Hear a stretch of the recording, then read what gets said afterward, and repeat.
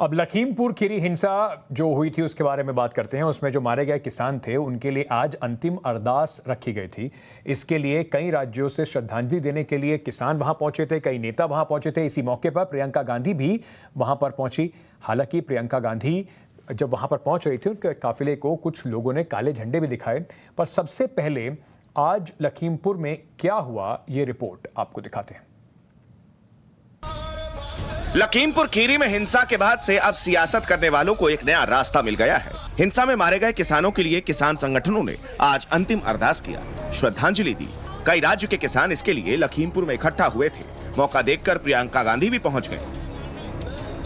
आशीष मिश्रा की गिरफ्तारी के बाद से कांग्रेस ने अपनी सियासत को नई धार दी है। हालांकि प्रियंका जब अरदास में शामिल होने जा रही थी तो पहले रास्ते में उन्हें काले झंडे दिखाए गए। फिर किसानों के मंच पर प्रियंका को जगह तक नहीं मिली। कांग्रेस महासचिव और यूपी की प्रभारी प्रियंका गांधी वाड्रा आज जो लखीमपुर खीरी हिंसा में किसान शहीद हुए थे उनकी अरदास सभा में पहुंची हुई हैं। तस्वीरें आप देख सकते हैं कि अभी मंच से ठीक बगल में जो अस्थायी तौर पर गुरुद्वारा बनाया गया है वहां पर और साथ ही साथ श्रद्धांजलि देने की जगह बनाई गई है। यहाँ पर अपने जो और कांग्रेसी नेता हैं, अजय कुमार लल्लू हैं प्रदेश से कांग्रेस अध्यक्ष, उनके साथ यहाँ पर पहुंची हुई हैं। यहाँ पर आप देखें तो श्रद्धांजलि अर्पित कर रही हैं। तमाम उनके जो साथ दूसरे नेता हैं श्रद्धांजलि अर्पित कर रहे हैं। आपको बता दें कि पहले इससे पहले भी और भी जो दूसरे दल के दूसरे संगठनों के जो नेता हैं वो यहाँ पर आ चुके हैं। चाहे राकेश टिकैत की बात करें, चाहे दूसरे नेताओं की बात करें, वो सभी यहाँ पर पहुंचे हुए हैं। योगेंद्र यादव समेत दूसरे संगठन और दल के नेता लगातार यहाँ पर आ रहे हैं। मंच लगाया गया है, उस पर शहीदों की फोटो लगाई गई है और उसको श्रद्धांजलि अर्पित करने के बाद प्रियंका गांधी वापस जा रही हैं। किसानों ने पहले से ही तय किया था कि अपने मंच को सियासी नहीं होने देंगे। आखिर में हुआ भी वही। प्रियंका पहुंची जरूर, लेकिन किसानों के मंच पर बैठ नहीं सकी। हालांकि पूरी कांग्रेस पार्टी लखीमपुर के मुद्दे को हाथ से जाने नहीं देना चाहती। ट्वीट करके भी प्रियंका बीजेपी से सवाल पूछ रही हैं। उन्होंने लिखा, मंत्री का बेटा किसानों की हत्या के आरोप में गिरफ्तार। क्या अब भी मंत्री को अपने पद पर बने रहने का है अधिकार? निष्पक्ष जांच और न्याय के लिए केंद्रीय गृह मंत्री की बर्खास्तगी जरूरी है। मोदी जी अपने मंत्री को संरक्षण देना बंद करिए। एक तरफ मृतक किसानों को श्रद्धांजलि दी गई, दूसरी तरफ अभी आशीष मिश्रा पुलिस रिमांड पर है। प्रियंका सवाल पूछ रही हैं और इन सारी बातों के बीच पुलिस अपनी कार्रवाई कर रही है। बावजूद इसके कई सवाल हैं, जिसमें कुछ सियासी हैं और कुछ सवाल बहुत जायज। लखीमपुर खीरी से आदर्श सिंह के साथ ब्यूरो रिपोर्ट, टाइम्स नाउ, नव भारत। तो आपने देखा कि आज वहां पर क्या क्या हुआ, किस तरीके से आज श्रद्धांजलि दी गई। इस वक्त मेरे साथ किसानों के जो पूरा आंदोलन है पिछले करीब साल भर होने आया है, उस आंदोलन में प्रमुख चेहरे नेतृत्व देने वाले योगेंद्र यादव जी जुड़ रहे हैं। योगेंद्र जी बहुत बहुत शुक्रिया लोकतंत्र में हमसे बात करने का। आज आप भी लखीमपुर गए थे, अंतिम अरदास थी। क्या ये माना जाए कि अभी तक की जो कार्यवाही सरकार ने करी है, जो मंत्री जी के बेटे हैं उन्हें पकड़ लिया गया है, पुलिस उस पर कार्रवाई कर रही है, किसान उससे संतुष्ट हैं?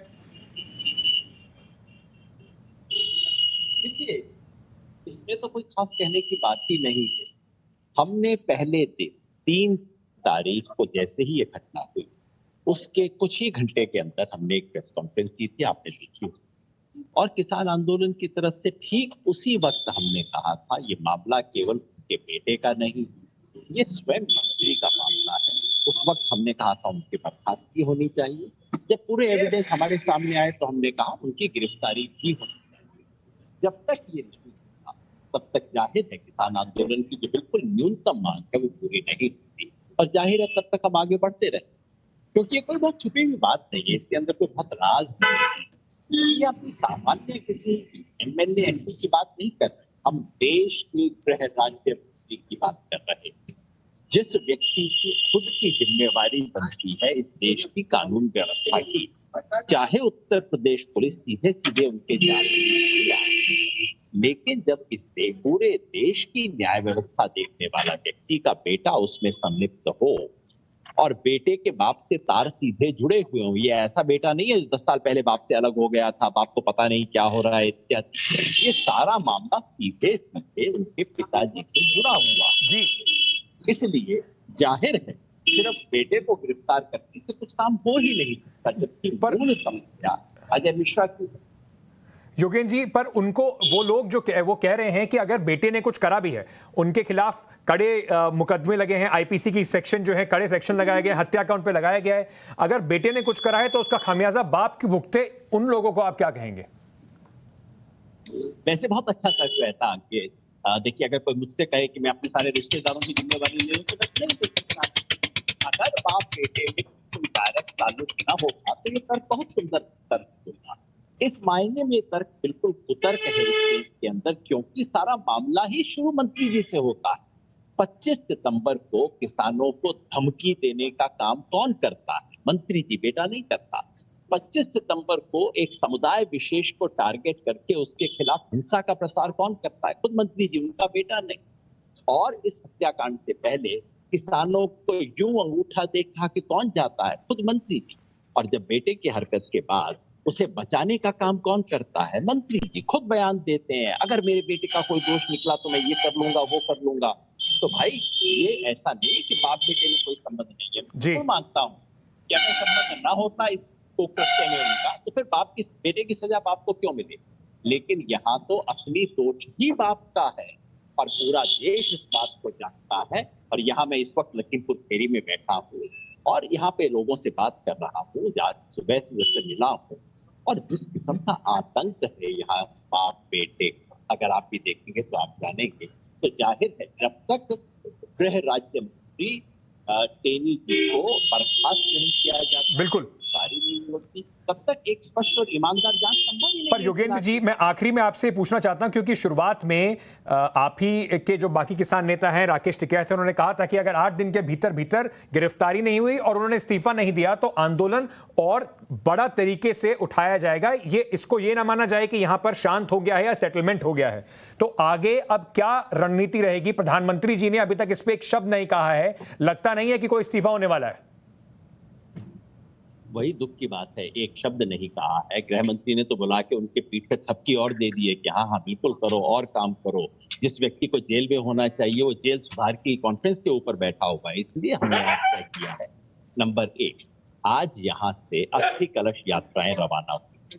उत्तर प्रदेश के 75 जिलों के लिए अलग अलग यात्राएं और देश के 30 राज्यों के लिए अलग अलग यात्राएं रवाना हुई, जो पूरे जिलों में जाके, देश भर में जाके इस सच्चाई का बखान करेंगे कि किसानों के साथ जलियांवाला कांड हुआ। नंबर 2, 15 अगस्त को देश के अधिकांश इलाकों में जहां सांप्रदायिक तनाव है, हमने कह दिया, लेकिन अधिकांश इलाकों में झूठ के प्रतीक नरेंद्र मोदी, अमित शाह और स्थानीय किसान विरोधी नेताओं के पुतले जलाए जाएंगे। नंबर 3, 18 तारीख को 6 घंटे के लिए रेल रोको और 26 तारीख को लखनऊ में महापंचायत। किसान अपने इस अपमान को भूलेंगे नहीं। हम कदम कर कदम इस आंदोलन को बढ़ाते जाएंगे। देखना है सरकार को कब शर्म आती है। पर योगेंद्र जी, जाने से पहले मैं पूछना चाहूंगा कि बार बार ये सवाल उठता रहा है कि किसानों का जो पूरा आंदोलन है अब तो राजनीतिक हो गया है। उसका सिर्फ एक ही उद्देश्य लगता है, भारतीय जनता पार्टी को जहां जहां चुनाव हो रहे हैं वहां हराना। आज प्रियंका गांधी भी वहां मौजूद थी। तो बीजेपी कह रही है कि देखिए, इससे ज्यादा और आपको क्या प्रूफ मिलेगा कि पूरा राजनीतिक आंदोलन है, कांग्रेस की बैकिंग पे चल रहा है। मैं हैरान हूं, आपने ही तो रिपोर्ट की थी भैया कि नेता आए, किसी नेता को हमने मंच पे चढ़ने नहीं दिया और उन्होंने मांग भी नहीं की थी। आपकी रिपोर्ट में थोड़ा गलत था कि उनको नहीं करने दिया। समाजवादी पार्टी के भी थे, अकाली दल के नेता भी थे, कांग्रेस के भी थे जी। हमने सबको कहा संयुक्त किसान मोर्चा किसी भी नेता को मंच पे नहीं करने देगा, हम उनका सम्मान करेंगे, नाम लेके उनका धन्यवाद कर देंगे। और इस आंदोलन को तो भाई पहले दिन से कह रहे थे फला पार्टी द्वारा प्रायोजित है, फला पार्टी द्वारा प्रायोजित है। सच ये है कि लोकतंत्र में जब भी कोई जन आंदोलन होता है, विपक्ष उसके साथ खड़ा होता है।